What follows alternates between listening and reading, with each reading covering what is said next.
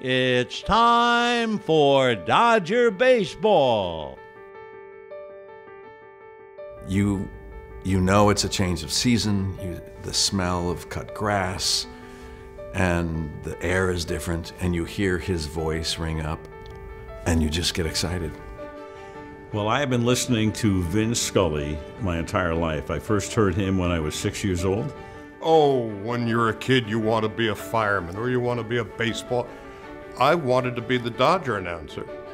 And the reason I wanted to be the Dodger announcer when I was 7 years old in New York was the first time I heard Vin's voice on the radio.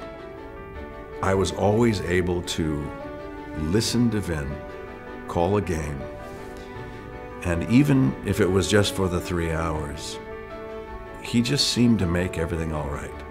He just means everything to you. When people come and go out of your life, he's always there. And when you're having a tough time in life, he's always there. He's been the good uncle to all of us who love baseball. What's kind of weird is that my mother knew that I had finally made it to the major leagues. But the day that I really made it to the majors was when Vin Scully was broadcasting a game that her son was playing in. And to my mother, that was the first real day that I was in the major leagues. Everybody was bringing transistor radios out in the 60s, and here I am in the batter's box, and I struck out, and I can still hear Vin Scully saying I struck out, which sort of makes you not really care that much, you know, because he sounded so good. What amazes me to this day is that every so often, Vinny will come up with something, and I'll go, I had no idea. He always has that little story, and I think that's the coolest thing about him. He always has a story, always has something that nobody knows about.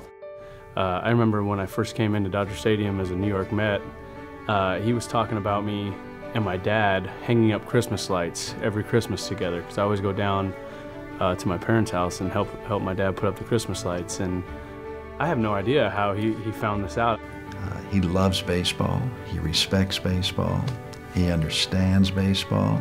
He's genuine with his friends, with his family, with the fans, and in his work. He has been really the inspiration of my life because he has been close to me all these years. To me, it's an amazing thing, the longevity, the enthusiasm, the artistry, it's everything. I mean, without question, the greatest broadcaster in baseball history, and that is not arguable. You know, the greatest baseball broadcaster of all time, and on a short list of the greatest broadcasters, period, of all time. And oh, by the way, he's a friend of mine. And that is one of those things where not a day goes by that I don't pinch myself at least once. He has been my hero, my teacher, my mentor, my friend, and I thank God for that.